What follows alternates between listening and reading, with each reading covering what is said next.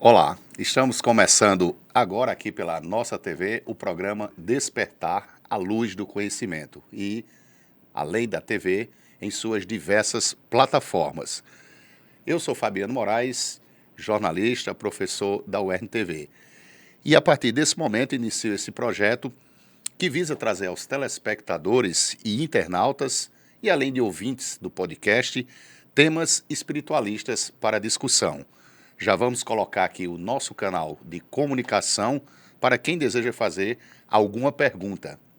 O nosso WhatsApp é o 84, principalmente para quem está em outro estado, os 5 estados atendidos também pela BrisaNet, 8869-0060. Repetindo, 849-8869-0060. E hoje temos a imensa satisfação de ter aqui em nosso estúdio o professor universitário, doutor em Direito, jornalista, radialista e palestrante espírita, meu amigo Kildery Gomes. Seja muito bem-vindo, Kildery. Para nós é um prazer estar na nossa TV, um prazer, mesmo não vendo os rostos, as faces que estão do outro lado, estar aqui abrindo um programa que eu acho que tem muitos panos para muitas mangas, São ligações muito profundas de espiritualidade, e para falar de espiritismo a gente fala de vida, a gente fala de todo um percurso que vai ajudar a gente a compreender um pouco daquilo que a gente está passando agora. Mas sem esquecer da esperança, Eu acho que o primeiro programa a gente traz esperança. Exatamente. Já sabe que a missão é difícil, É difícil, muito Responder difícil. Muitas perguntas, principalmente muitos assuntos que interessam à sociedade. Mas está Exatamente. Pronto, Vamos embora. Tá certo. Como somos eternos, a gente começa hoje e quem sabe numa próxima encarnação a gente traz mais informações. Exatamente. E a ideia, amigos telespectadores e internautas, é sempre trazer isso numa descontração, numa coisa mais informal, para ser realmente um diálogo de esclarecimento. Nenhum momento a intenção vai ser ter a verdade, ser o dono da razão, mas sim debater com palestrantes espíritas, com filósofos, com historiadores, psicólogos, sociólogos, enfim, a ideia é sempre trazer temas que têm um grande interesse popular. E nesse primeiro programa, Kildery, a gente selecionou alguns temas que são assim, de muito interesse da comunidade, da sociedade, das pessoas, até pela curiosidade. E a nossa missão aqui vai ser justamente essa, ser o intermediário dos convidados para que possa trazer suas visões com o que o público gosta. Inicialmente a gente pensou aqui na pauta e trazer assuntos como livre-arbítrio, uma das palavras mais usadas no espiritismo e que está presente em muitas ações do ser humano, não só obviamente no espiritismo. E eu gostaria que você começasse nos brindando, para quem está nos acompanhando, o que seria esse livre-arbítrio sobre a ótica espírita? A lei de liberdade, Fabiano, é uma lei que vige em todo o universo. Nós temos liberdade para tudo. Essa liberdade nos dá a oportunidade de crescimento. Só que essa liberdade, quando ela não é bem utilizada, ou quando ela não é bem balizada ou avaliada, ela pode trazer consequências. Então, o que é livre-arbítrio? É a liberdade que você tem, e a gente vai discutir isso no segundo livro, lá no Livro dos Espíritos, Nós Espíritas. Allan Kardec vai trazer esse tema para saber que tipo de liberdade é essa, ou que lei de liberdade é essa. É uma lei de liberdade que ela é construída em todo o universo, mas ela tem consequências. Consequências que nos fazem avançar e consequências que nos fazem regredir. É natural isso. E o que é livre-arbítrio? É você ter a liberdade de avaliar determinados aspectos da sua vida e tomar decisão. Só que as suas decisões, elas têm uma consequência. Então, não é alguém que vai me julgar, mas eu vou ter na minha consciência aquele momento que vai me dizer se aquilo é certo, se não é, se não for certo. Geralmente a gente leva um peso nas costas. Se a decisão ela está acertada com as leis do universo, ou seja, você saber utilizar a liberdade de forma coerente, correta, você sente um alívio. Então, o livre-arbítrio é a liberdade que eu tenho para decidir sobre minha vida em determinados aspectos. Se for bom, eu terei uma consequência boa, eu irei progredir. E se for ruim, isso aí vai ficar a cargo exatamente da minha consciência em receber aquilo ali. E o pior é que a minha decisão, quando ela não é boa e ela tende a ser desequilibrada, quando eu recebo, eu não quero receber as consequências, ou seja, a lei do retorno, né? Ô, Kildre, por exemplo, numa situação bem prática, as pessoas às vezes podem até confundir muito o livre-arbítrio com a invasão, inclusive, de espaços de outras pessoas. Na internet a gente vê muito isso. Por exemplo, uma pessoa vai lá e posta alguma coisa no Instagram. E aí, de repente, vai ter muitos comentários lá pejorativos, denegrindo. Ou seja, a pessoa teve, como se diz, o livre-arbítrio de ir lá numa postagem de outra pessoa, às vezes até usar palavras de baixo calão, né, ou esculhambar, mas ela vai ter o preço por isso. Ou, inclusive, processo. Você é da área de direito, que sabe muito bem, pode gerar até processo. Mas isso aí está dentro dessa questão de você escolher, que pode ser o bem ou o mal, como você falou. Exatamente. E aí vai ter um preço a se pagar. Exatamente. E aí você, lá na internet, na hora que expõe seu pensamento, outras pessoas já vão estar dizendo, olha, a pessoa aqui, né, foi de uma infelicidade tamanha, outros vão repostar, e aí começa um grande inferno. E que situações outras, Kildres, você poderia, assim, dizer que as pessoas fazem, digamos, não é no julgamento, mas um uso mal desse livre-arbítrio que tem? O suicídio seria... Vou dizer, eu tenho um exemplo fantástico para isso aí, dentro da Bíblia. Eu poderia trazer política, eu poderia trazer relação familiar, que é do dia a dia, que isso é importante para as pessoas verem e se reconhecerem no exemplo. Mas eu vou trazer um exemplo da Bíblia. E aí eu peço só um minuto de paciência para eu poder explicar. Todo mundo fala que Judas é traidor. Judas nunca traiu Jesus. Judas nunca traiu Jesus. Quem é que diz isso? É professor Kildre? Não, é professor Severino Celestino. É um pesquisador do hebraico, do aramaico. E aquilo que ele traz do cristianismo primitivo, me parece que tem uma lógica. Né? Por que Judas não foi traidor?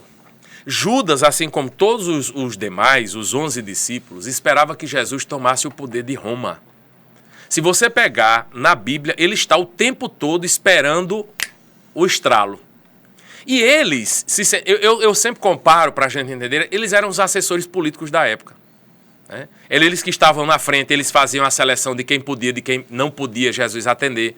A mulher hemorroíça, ela corre e quebra todo aquele círculo de proteção e toca nas vestes dele. Então, você está vendo o tempo todo aquilo ali. Judas, ele é aquela pessoa... E quem trabalha com política sabe disso, o assessor mais afoito disse assim, eu vou empurrar meu candidato, que é aqui onde ele vai dar o desdobro. E ele estava esperando a hora de empurrar Jesus para Jesus fazer o milagre e tomar o poder de Roma. Pode perceber, é só você voltar ali que você entende esse rastro. E aí Jesus, quando diz assim, faça o que tem que ser feito, porque Jesus sabia qual a intenção, e me parece que se fosse eu tinha recebido um impulso naquela hora, eu digo, então eu estou certo, é por aí. Os espíritos nos dizem coisas que a gente pensa que é um caminho ali e a gente está no caminho errado. Então ele vai e diz, eu sei onde é que ele vai, eu sei onde é que ele está. É simbólico esse momento. Aí ele vai lá com os sacerdotes, né, com as autoridades policiais romanas, entre aspas, e chega lá. O que é que Pedro faz como assessor? Pega a faca e corta a orelha do soldado romano. E Jesus diz, embainha a tua espada, porque quem pela espada corta, violenta, pela espada perecerá. E Pedro guarda. Qual é o livre-arbítrio? Qual é o livre-arbítrio de Judas nesse momento? É chegar e denunciar onde é que ele está. Está ali. Olha, ele vai e aponta, porque ele já sabia onde estava. E aí entregam a moeda nas mãos de Judas. Jesus pacificamente se entrega às autoridades, porque ele sempre respeitou as autoridades, por mais que não concordasse, mas ele sempre respeitou. E Judas, naquele momento, uma nuvem de remorso toma conta dele. Ele não suporta aquela dor, porque ele não queria as moedas, ele joga as moedas. Não era a moeda que ele queria. Ele esperava o milagre, como todo mundo esperava, e Jesus sabia que ele não podia fazer aquilo que eles queriam. O livre-arbítrio de Judas tomou em conta dele de nuvem que ele se suicida, ele não suporta a dor. Anos mais tarde, através da mediunidade de Francisco Cândido Xavier, o espírito Irmão X, que era Humberto de Campos, quando encarnado, vê Judas todo o período ali daquela Páscoa, ali sentado, olhando para a cena que se repete na mente dele daquilo que ele decidiu. Então ele tinha o livre-arbítrio de dizer, não, ele é o meu rabi, eu vou proteger ele. Mas a intenção dele não era essa. Era de que Jesus, no milagre, ele... Então veja bem, ele teve a liberdade de escolher. Se ele tivesse dito, não vou dizer, não sei, ele estaria protegendo, para que o Rabi da Galileia continuasse a mensagem dele.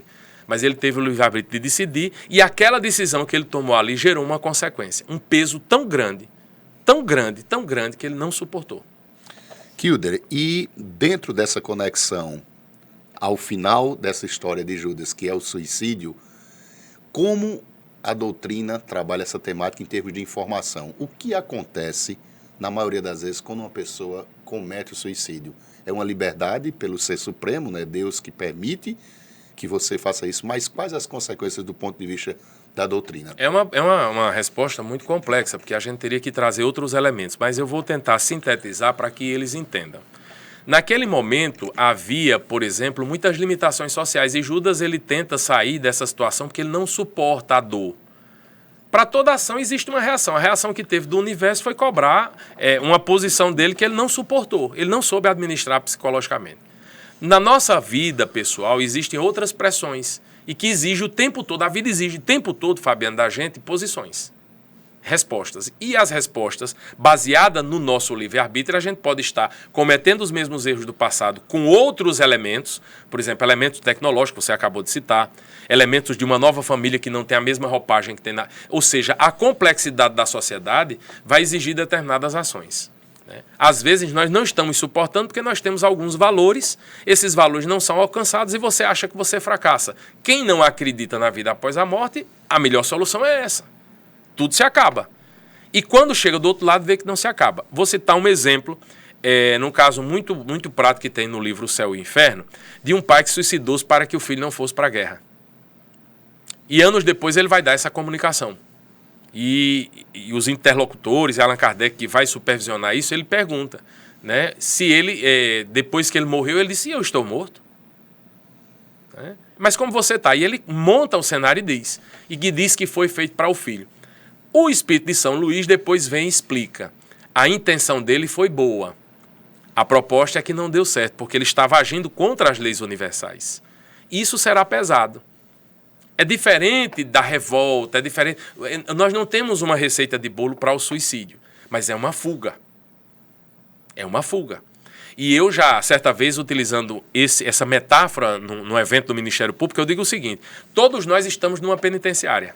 Todos nós aqui cumprindo alguma missão, uma missão pequena da família ou uma missão maior, com o maior cargo dos líderes políticos. Não importa, é uma missão. E quando nós não suportamos, nós queremos sair pela porta de trás. A porta de trás é o suicídio, quando você não suporta, quando você não reconhece humildemente que você está precisando, por exemplo, de um acompanhamento psicológico, de uma terapia, de um acompanhamento médico, porque você se acha na condição de ser a pessoa mais equilibrada do mundo, né? E aí, quando a gente fala de suicídio, daquele que não acredita em nada, eu entendo. E quando é um espírita que se suicida? Não é? Então, são casos complexos que não é uma fórmula de bolo, mas que a gente entende perfeitamente. E outra coisa, Fabiano, qualquer um de nós, qualquer um, depende do nível de obsessão, são vários fatores. Não existe uma resposta para o suicídio. É preciso que a gente entenda que a nossa necessidade de reencontrar conosco mesmo vai evitar muitas coisas com relação ao suicídio. Ô Kildrey, e ainda com relação ao suicídio, diante das leituras da literatura espírita, pode ser parecido, mas há no senso comum, inclusive eu já vi gente comentando, dizendo que a pessoa ao cometer o suicídio, ela não comete buscando a morte, mas sim com medo de viver. Tem um sentido essa analogia? Olha, eu acho que só se viver na Terra, porque ela vai viver em algum canto, não existe morte. Digo isso assim, o pensamento dela é de viver terrenamente. Pois é, mas é um engano. Muitas coisas a gente não conhece, a gente faz querendo que a coisa se limite à nossa vontade, e a vida não se limita à nossa vontade. Quando ela foge, às vezes ela foge de si mesma, ela foge do planeta porque ela não está suportando. Então, existem vários elementos que é uma fuga. Na verdade, é uma fuga. Porque qual é a regra? É a vida. E quando você provoca isso antes do tempo, é uma fuga. O suicídio é uma fuga. É a má compreensão do que pode lhe aguardar depois.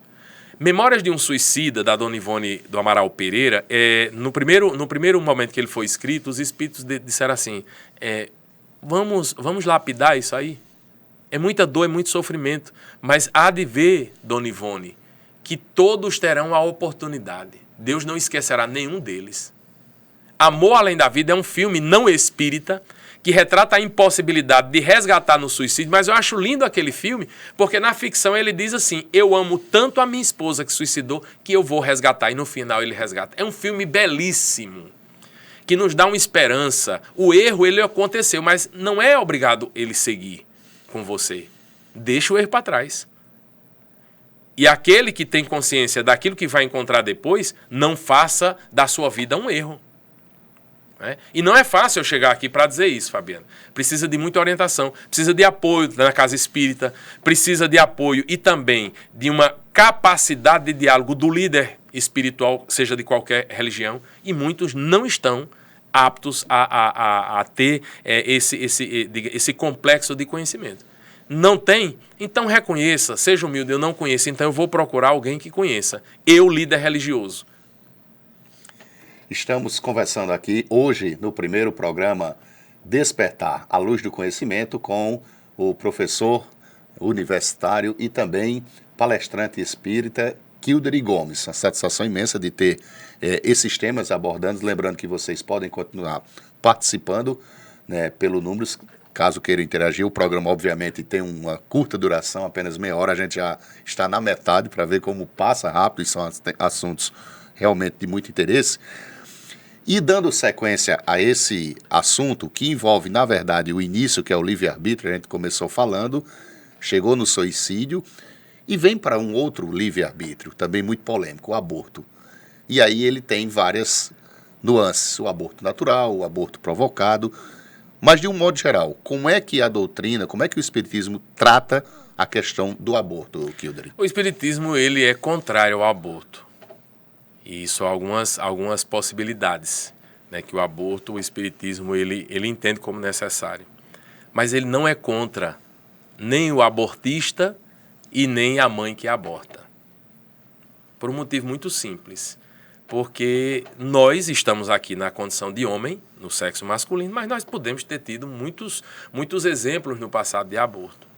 E nós ou nos regeneramos, ou nós já resgatamos. Existem muitas possibilidades. Não existe uma resposta que eu possa englobar todas essas características. A gente tem que ver a situação. Mas, por exemplo, quando há risco na saúde da mãe ou na encarnação da mãe, é necessário que se sacrifique a vida que ainda não foi formada. O Espiritismo, ele diz isso. Ele condena a prática do tirar porque eu fiz um sexo irresponsável. Né? Porque eu fiz da minha vivência corporal e sexual um carnaval constante. Tive muitos parceiros, muitas parceiras, e eu não levei em consideração a responsabilidade que eu tenho no processo reencarnatório. Então, o aborto, ele tem que ser visto não como uma forma de estigmatização, por exemplo, da mulher. Porque não é só o Estado garantir o aborto, e depois os problemas obsessivos que gera naquilo ali. E o Estado, quando faz o aborto, Fabiano, é bem curioso isso, ele faz o aborto e pronto, ele acha que a parte que toca ele já foi feita. E o posterior, o pós-aborto, não é? Então, assim, gera-se muitas situações que a gente precisa analisar qual é o caso que está na mesa, não é? Não para julgar, não para julgar.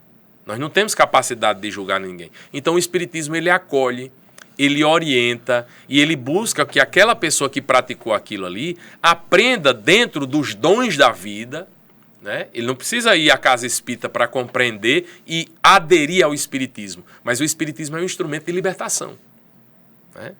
Eu conheço muitas pessoas que estão na casa espírita, sei que abortaram e eu não deixo de abraçá-la, né? Eu não deixo de dialogar com ela, até para que aquela pessoa... E já vi alguns relatos de arrependimento.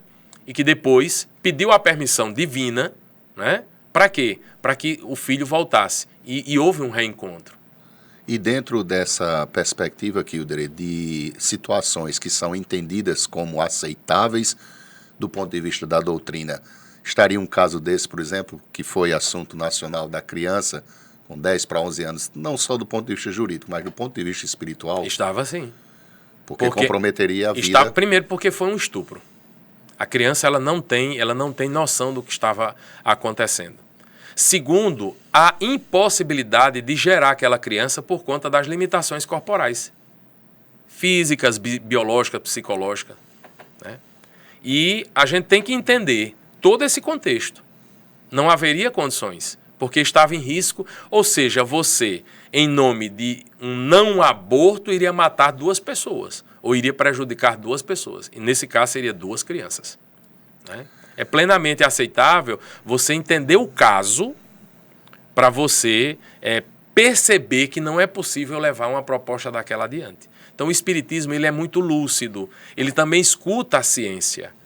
Porque se for só do ponto de vista biológico, não, tem que ter, porque esse espírito está precisando reencarnar, quantos espíritos estão tentando, milhões de espíritos, e usar um discurso piegas, contrário a uma lógica, porque criança não é para engravidar. Quem deve engravidar é o adulto. Isso não é normal. E o espiritismo respeita as limitações. Então, nesse caso, eu não vejo na literatura espírita nada... Primeiro porque o espiritismo não proíbe, viu, Fabiano? Ele diz que há alguns... Há orientações, né? Há orientações, que você está ferindo uma lei maior. Mas isso, quem vai decidir é você. De novo, o livre-arbítrio. De novo, o livre-arbítrio. Que no caso desse aí, obviamente, a mãe é que teria e teve a responsabilidade sobre a filha de tomar uma decisão. Por isso que ela ficou tão indignada pela justiça não conceder de imediato aquela Exatamente. prática. Kildrey, com relação a um outro assunto, a gente está aqui na parte final já do programa, né? É incrível, mas passa rápido, como a gente imaginava. Mas um tema que nós hoje pela manhã estávamos aqui no programa Nosso Dia com a Zéza, e várias pessoas já começaram. Vai falar sobre vida após a morte? Obviamente que em algum momento a gente vai trazer um programa só para falar sobre isso. Mas de um modo geral, principalmente para quem está acompanhando o programa pela primeira vez, né, nessa estreia, a vida após a morte é um assunto que é debatido em muitos livros, na ficção, em novelas, em filmes. De um modo geral, a grande pergunta que intriga a humanidade: para onde vamos após a morte? Nós é quem vamos decidir. Quando você vai para a rodoviária, você compra uma passagem para Caruaru, você compra para Santa Luzia, para Campina Grande, para São Paulo, para Rio Grande do Sul. Alguém pode achar estranho. Eu que vou decidir? Claro, você vai decidir. Chico Xavier tem uma frase que corrobora muito com isso que a gente está falando. O bem que você faz é seu advogado em todo canto. Então, se você faz o bem aqui, há de ter a certeza de que você não é essa certeza de conversão. Me converti e eu vou para o céu. Não. Não existe essa certeza. Porque alguém diz assim, não, mas Jesus disse que os ladrões iriam estar com ele na casa do Pai. Eu digo, e Jesus prometeu e ele cumpriu. Agora não disse que os ladrões que estavam com ele ali entre a cruz dele, ladrões, entre a cruz que Jesus estava com os ladrões ali ao lado, não estava dando a garantia que ia para onde Jesus ia, não. Pelo um simples fato, porque ele disse, na casa de meu Pai há muitas moradas. Todos nós vamos para a casa do Pai. Agora, nem sempre a gente vai com o mesmo destino. Então, se você fez o bem, ele será seu advogado. Mas se você não fez, você, por uma questão de consciência, quando você desperta do outro lado, porque não há morte, há sempre vida. O que muda é a dimensão de onde você vai. Por isso é que o espírita, quando ele estuda e que ele compreende, ele deixa de ter esse medo da morte. Ele sabe até que vai encontrar coisas desagradáveis, porque ele fez coisas para receber esse senso desagradável. Mas ele sabe que não estará desamparado. Inclusive, Kildrey, hoje pela manhã, um telespectador, o Wellington, se eu não me engano, ele falava justamente isso, que ele vive um certo tormento com medo da morte e fica imaginando também no medo da morte da mãe. Ele disse, no dia que minha mãe morrer. Então ele já disse que vive esse conflito. Essas pessoas que têm muito medo de morrer, talvez por ainda não ter, talvez, essa preparação e esse domínio, seria isso. Às vezes a gente tem processos de ansiedade, a gente é ansioso por tudo. Porque de uma coisa a gente tem certeza, é a morte. Né? A morte no formato que a gente entende, porque isso aí é uma passagem. Eu saio de um canto e deixo para outro. Na hora que eu chego em casa que estou com a roupa suja, eu deixo a suja lá no balde de roupa suja e vou embora. Eu vou embora com o meu corpo. Assim é o desencarne. A gente fala de desencarne na doutrina espírita, que é o desenlace material entre espírito e carne, porque é como se eu deixasse a vestimenta aqui e alguém vai enterrar, alguém vai cremar, alguém vai fazer muita coisa, e aquilo ali fica. Mas o que vai é o que realmente resiste, o que eu posso dizer aqui no popular, resiste à morte, que é o quê? É a alma, é o espírito. Estamos sendo aqui, tendo esse primeiro programa hoje aqui na nossa TV e também nas multiplataformas, onde depois todos podem acompanhar também pelo Facebook, pelo YouTube, podem acompanhar ao vivo também pelo aplicativo e pelos canais da TCM, da BrisaNet e também da Telecab. Estamos tendo aqui a audiência honrosa do nosso companheiro Rebouças, que diz o seguinte: estou acompanhando o programa aqui pelo YouTube, né, muito lúcidas as colocações do nosso amigo Kilder, parabéns pelo programa, parabéns e obrigado também, Rebouças, pela audiência. Kilder, a gente caminhando para essa reta final, o nome do programa é Despertar à Luz do Conhecimento. As pessoas, de um modo geral, por essas atribuições, por essa correria toda, elas não estão tão, como se diz, está faltando esse despertar da humanidade, já que as coisas materiais hoje estão tanto em evidência, o corpo está em evidência, mas as pessoas, de um modo geral, acabam esquecendo esse lado da alma, da psicologia. Esse despertar se faz necessário hoje em dia? Olha, Fabiano, o despertar ele está ocorrendo já faz muito tempo, né? Há várias décadas que há uma facilidade de chegar à informação, há uma facilidade de você entender que a pessoa tem uma deficiência, mas tem um instrumento tecnológico que ela alcança determinadas situações. Por exemplo, no caso da deficiência visual, o cego, ele hoje tem os e-books, que ele está ouvindo, está acompanhando, está vendo. E assim, há de se superar todas as deficiências, porque essas informações elas fazem parte de uma programação do próprio universo para que ninguém alegue desconhecimento e ignorância quando chega do outro lado. Então, o despertar vai depender de você. Existem muitos espíritos que eles desencarnam e ficam lá, na porta da antiga casa, reclamando o tempo todo, porque a casa geralmente é vendida, é derrubada, outro prédio é construído. Ele diz: minha casa, fizeram isso sem minha autorização. E para ele é cômodo ficar nessa situação. Isso atrapalha a vida de quem está lá. Ele não está desperto. Ele não se permite despertar. Porque uma coisa é você procurar e dizer assim: você está disposto a despertar? Estou e não estou. Quem vai nos ensinar, isso está no Evangelho segundo o Espiritismo, quem nos vai primeiro ensinar são os filósofos. Conhece-te a ti mesmo, que é um desdobramento, né, dessa capacidade filosófica de Platão e de Sócrates, que são os precursores. Mas quantas vezes a gente não quer conhecer a si mesmo? Quantas vezes nós não queremos buscar uma ajuda médica, terapêutica, porque não nos interessa abrir os porões das nossas verdades? Então nós abafamos. Levamos a poeira para debaixo do tapete, porque assim é mais cômodo. Nem a gente desperta, nem ninguém nos incomoda. Mas a própria evolução, ela vai fazer com que essas pessoas, elas tenham uma outra posição. Elas vão ser chamadas, nesse exato momento, à consciência para dizer para onde elas querem ir. E eu só digo uma coisa, Fabiano, depois dessa pandemia, depois de vários exemplos que a gente tem visto, dos absurdos, da falta de caridade, porque não é falta de ensinamento. A Bíblia tem chegado em várias línguas, a Bíblia tem chegado em vários territórios. É falta realmente de posição proativa para despertar. Então o despertar merece não o empurrão que Judas fez, porque empurrando ninguém chega para canto nenhum, só vai para o buraco. Mas é o despertar, é uma necessidade que nasce com o espírito e ele tem o prazer de ver. Está doendo? Tá. Está sofrendo? Tô. Mas eu estou despertando. Eu não vou ficar dormindo. Então, despertar é necessário. E isso todos nós estamos sendo chamados agora.